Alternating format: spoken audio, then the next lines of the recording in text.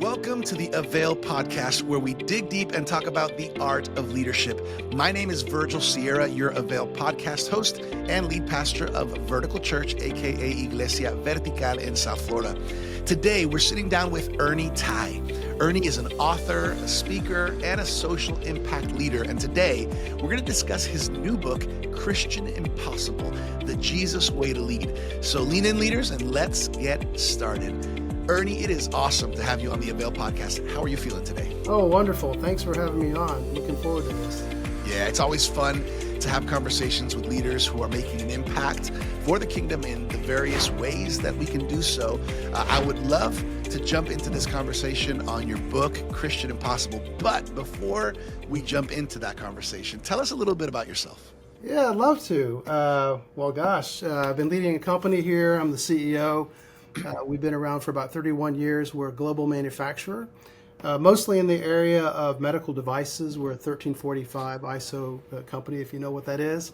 We have international operations, but we're also diversified manufacturing. So we've been around a while, making a whole bunch of different things.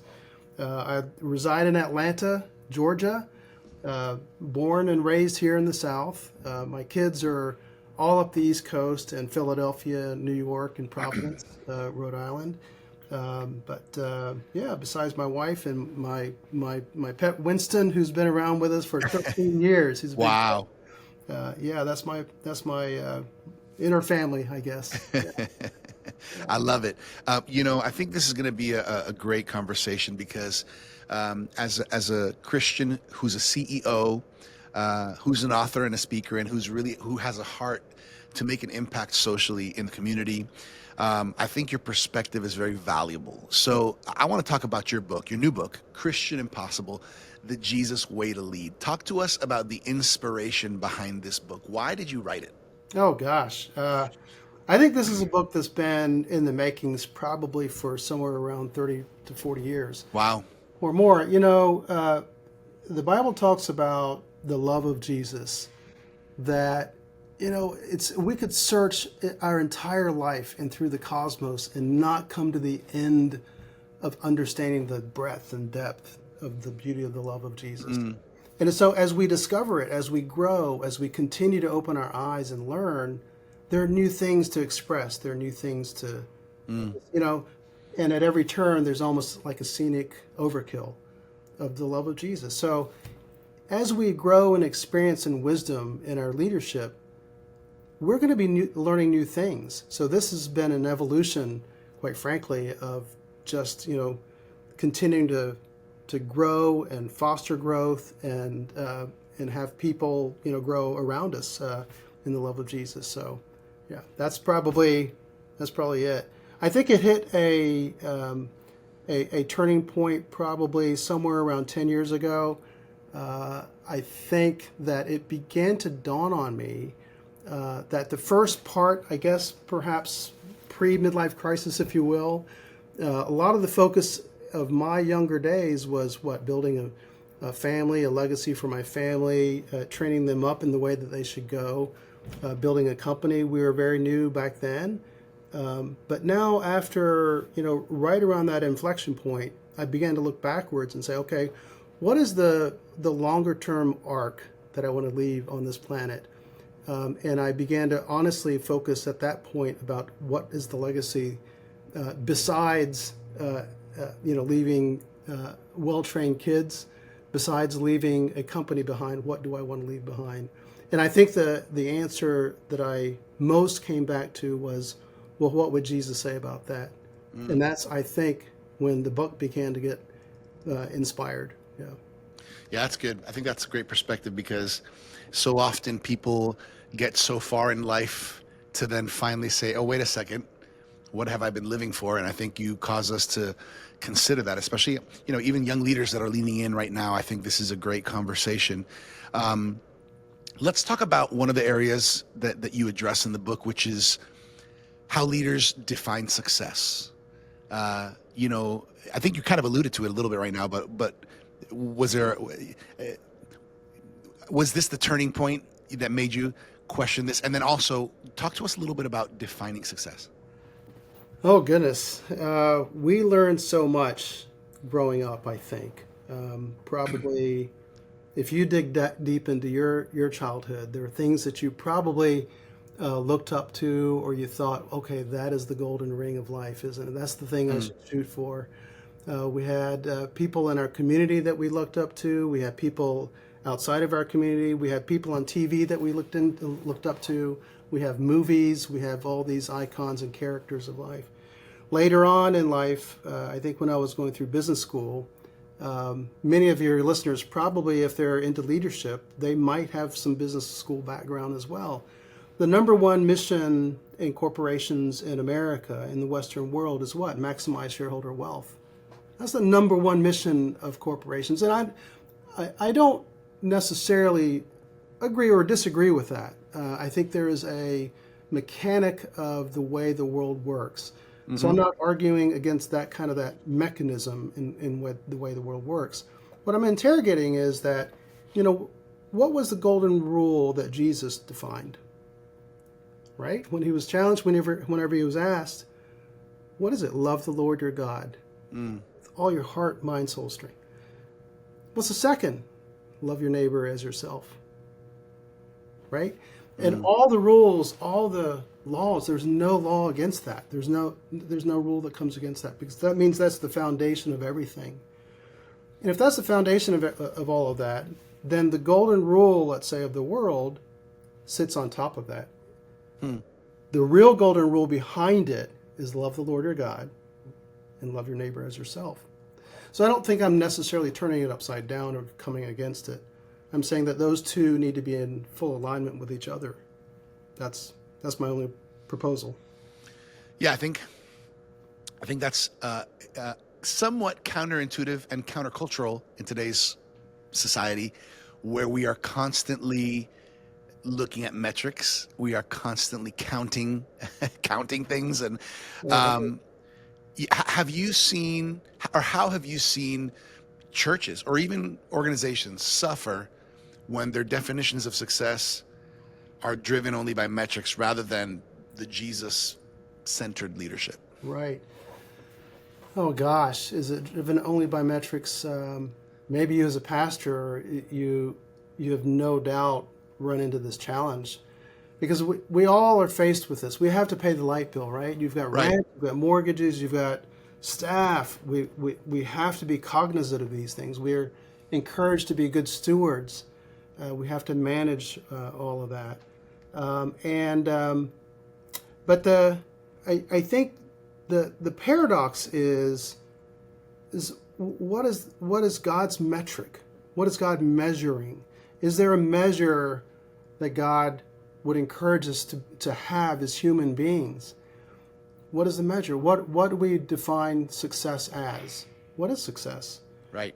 And we've been told all of our lives from the very beginning, everything that's gold and glittery, that is sort of like a measure of it.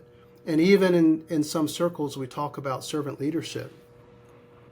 And usually in broken down circles, you've probably heard this, Virgil. In broken down circles, it's like servant leadership produces happy employees. Happy employees produce better evangelists for our company. Better evangelists for our company produce happy customers. Happy customers are returning customers, and it's good for bottom line. So ultimately, the end goal of servant leadership is bottom line. Right. It sneaks into the conversation, doesn't it? It is so, it's sneaky, right? It is.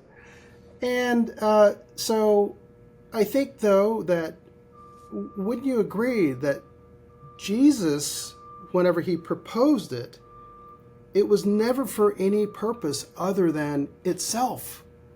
Love in itself is the purpose. Love in itself is the goal. There is no measure beyond that. Now, he did describe what love looks like, right? When you visit those that are in prison, or you minister to the sick, you feed the poor, well, that's love, right? He defined, when you do these things, that looks like love. But he didn't say, do that to minimum of 100 people in your lifetime and then check, your success. So it wasn't like a metric. It was a constant goal that we point our bodies towards, that we point our souls towards, that we're constantly moving in the way of love. So it's not a metric, it's a goal, a never-ending goal. Maybe it's job security, right?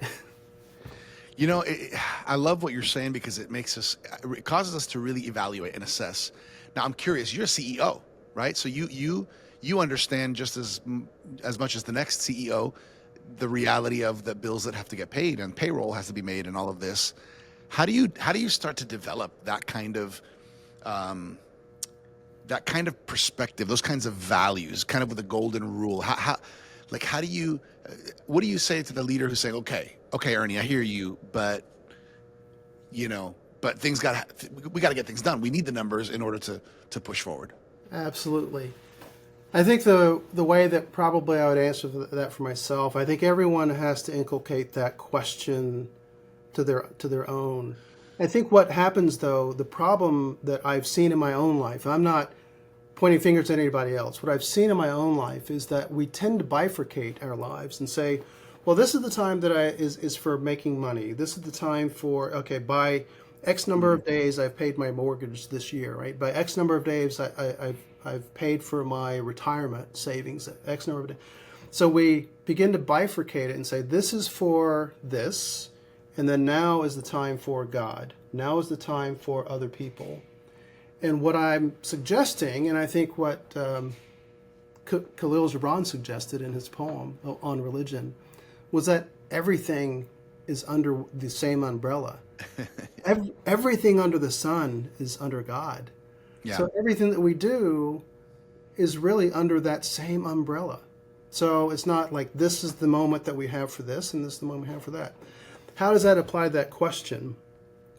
And I think how that I've kind of interrogated that question in my own life. So brushing your teeth is kind of a necessity in life, I think, in our world. I would agree. Right? Taking a shower is kind of a necessity. And it's not that I am doing these things at this moment, and it's a kind of a separate activity. I'm not tying that together well. As we're doing our job in management, as we're doing our job in accounting, as we're doing our jobs here at our workplace, we're also doing that under the umbrella, if that makes any sense. Yeah. So let's not bifurcate it. As we're going along our way, we have to remember what our primary purpose in life is. That's to do love. That's the primary purpose in life. And all of these things are supportive of that main goal. It's not like a separate goal. So that once I take care of my bills, I get to do love. As I'm doing my life, I do love.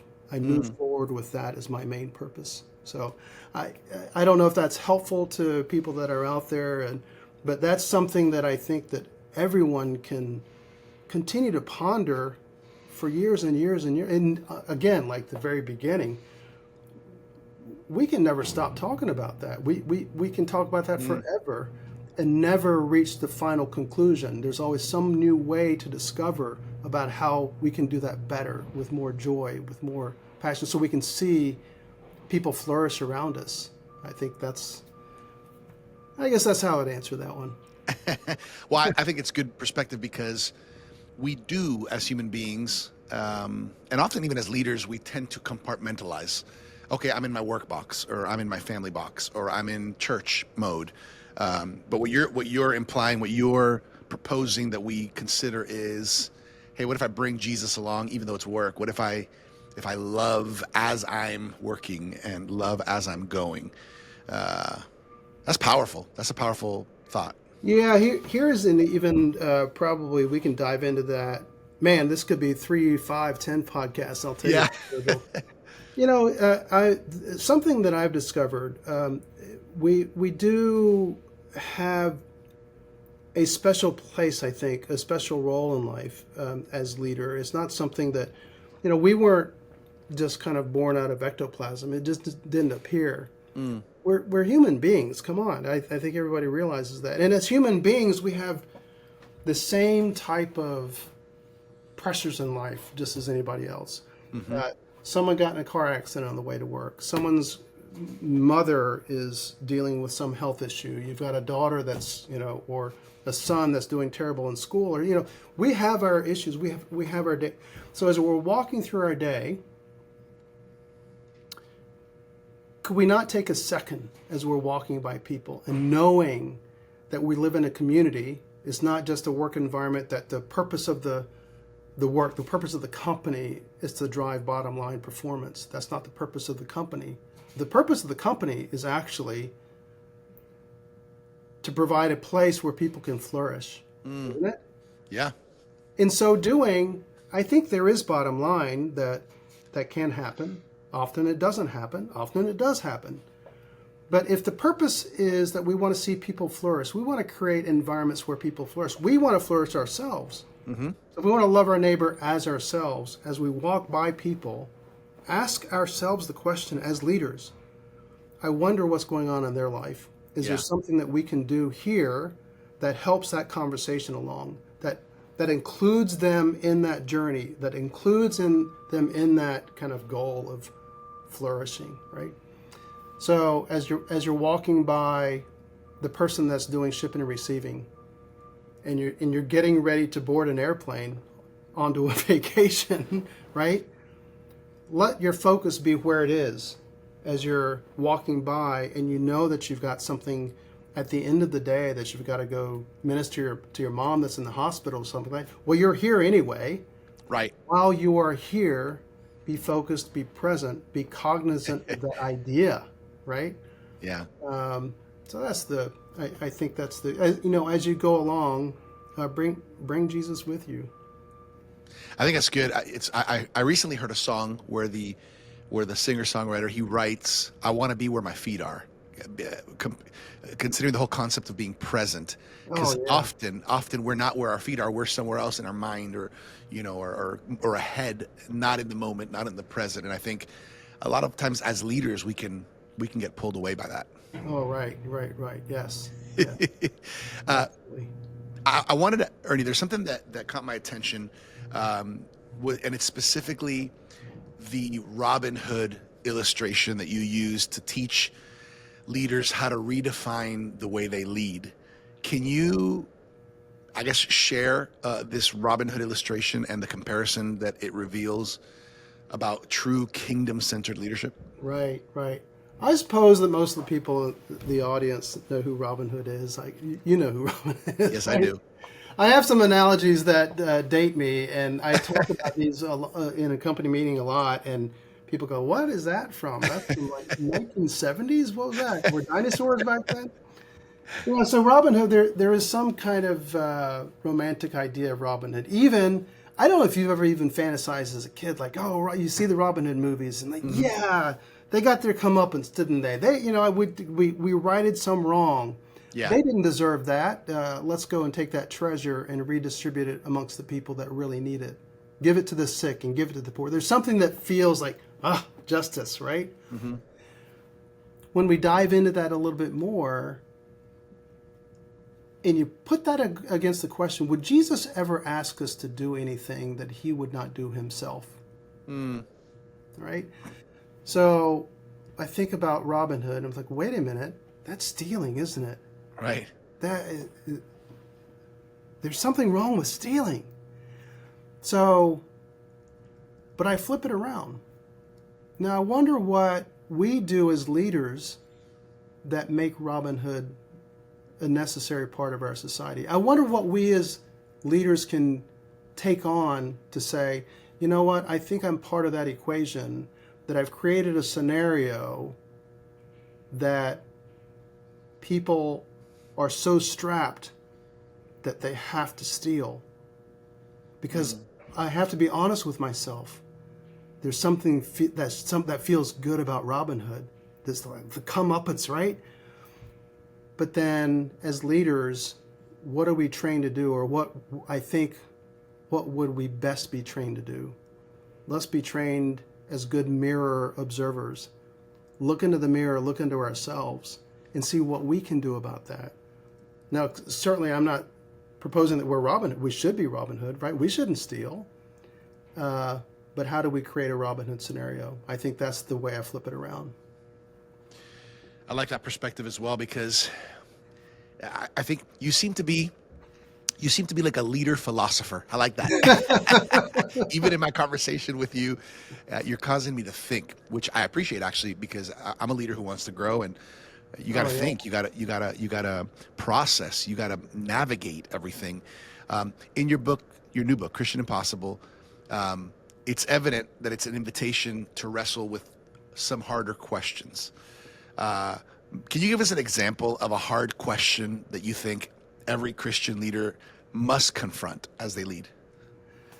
Oh yes, absolutely. I think one of the questions that I'm not sure if it's just leadership. I think it's just a point in life, perhaps a phase in life as we go Yeah. through life.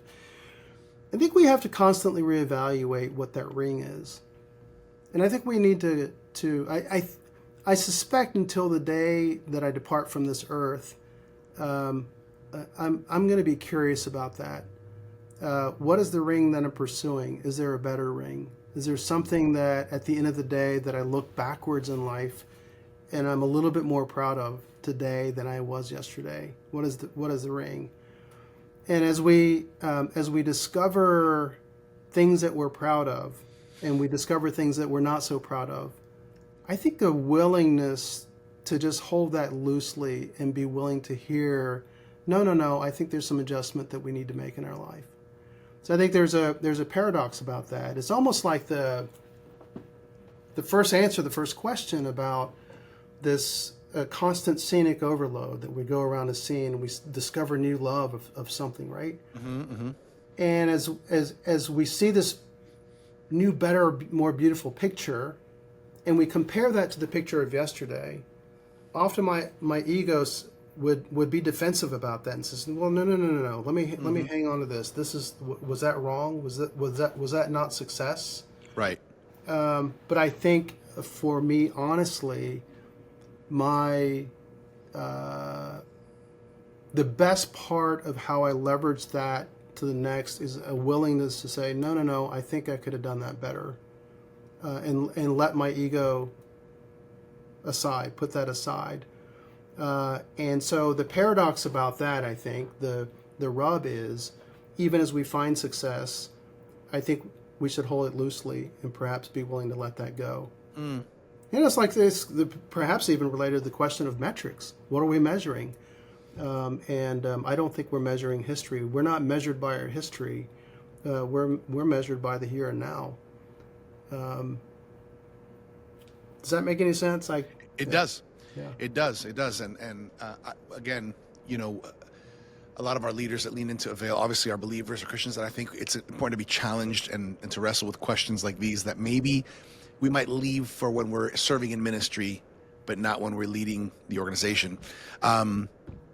So you're a CEO, obviously, and you've been at this for years in leadership and in business. What practical habits or even practices have helped you stay centered in the Jesus way, like your book proposes, when pressures to deliver and pressures to perform start to mount? Well, gosh, Virgil, that's probably the apex of everything, isn't it? How do we balance everything? How do we prioritize things in life? Yeah. Yeah, I think that's the apex of everything. I suppose the answer is you don't prioritize. You absolutely do not. You ask, what would love do? And you just do. The consequences of that may be good, or the consequences may be bad. But the measure is always the same. Did it look like love or not? And if it didn't, then I think it deserves pausing to ask how we do that better.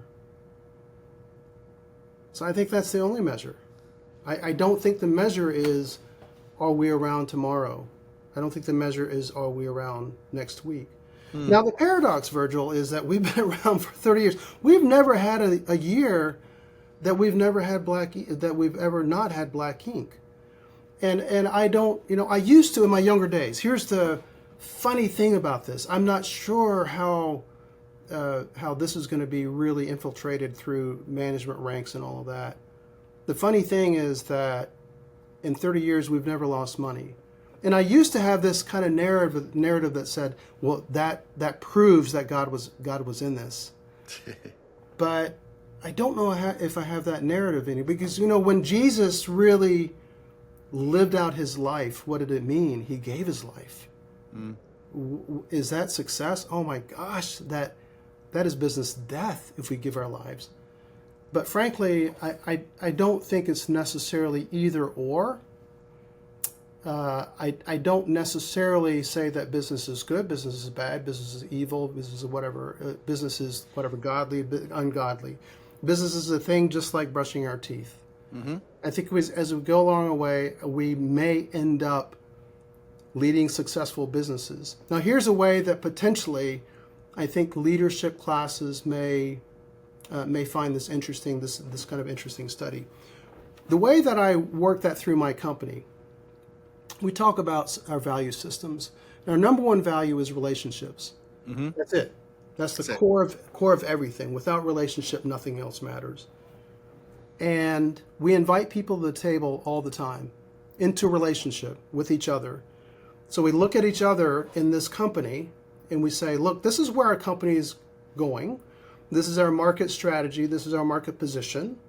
This is where our competitive landscape is. This is the formula in which way we budget, and we're planning our business strategy to accomplish this business goal. Now, along the way, we're looking at each other to say, look, this is your role towards that goal. Now, keep in mind that the number one goal is relationship. Now, how do we mix all that together to the conclusion? Is that I'm also here working for each other. I'm here for you, the next person sitting next to me. I'm working for you in shipping and receiving. I'm working for you in accounting. I'm working for you in sales. We're in this relationship together. Mm-hmm. Because I know your son, your daughter, whoever is going through college. You need college tuition. So I'm working hard for your family too. So we have a responsibility to each other towards this goal, to this financial goal. Now, honestly, none of us have a crystal ball. We don't know what the economics is going to be. But we do have this sort of business framework, this matrix in which we're all coming together. Yeah. But what is the glue of it all? The glue is each other. The glue is relationship. The glue is loving each other. And to the extent that we're able to do that well, I think it provides a better formula for moving forward as a business. But it's not a guarantee. Mm-hmm. I'll tell you, I've known some really wonderful, godly people that have businesses that have gone bankrupt, and they were great leaders.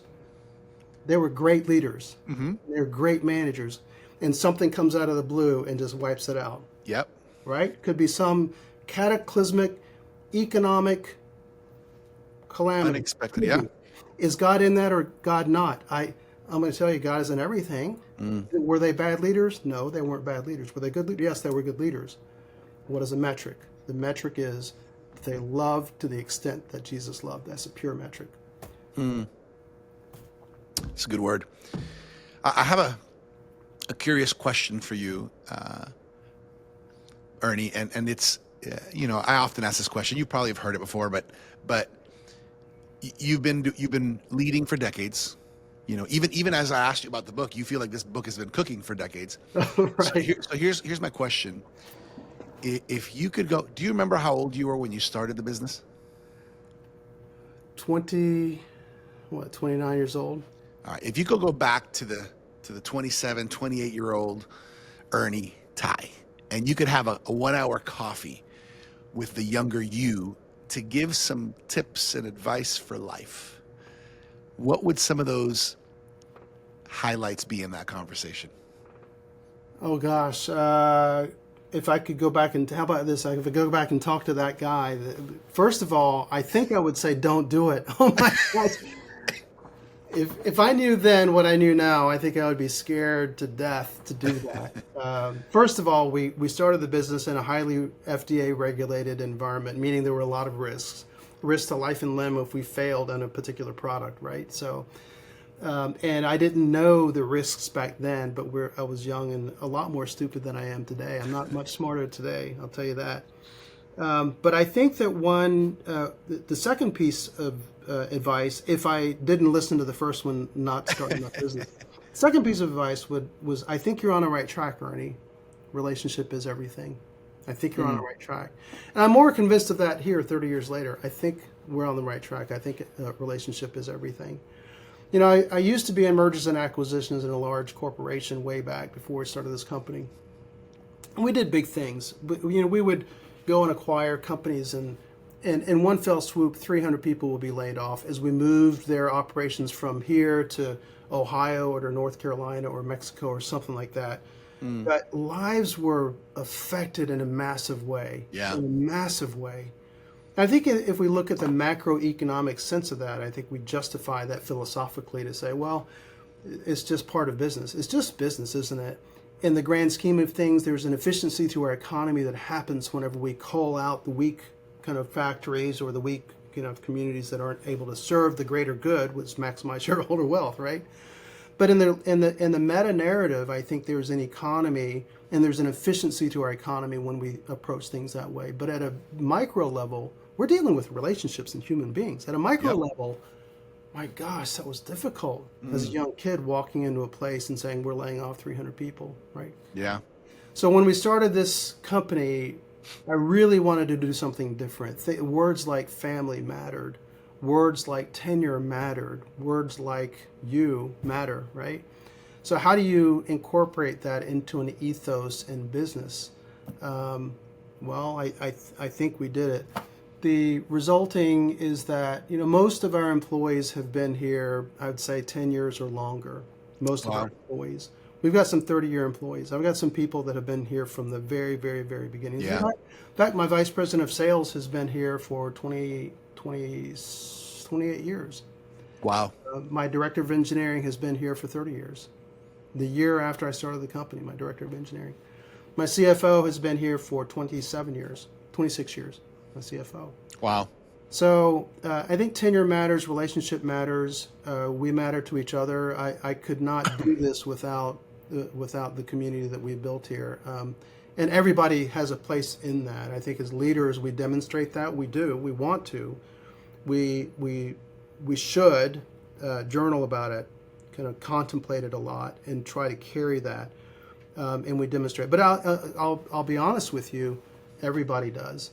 Everybody demonstrates it. I wouldn't be here without other people making it worthwhile for me to be here.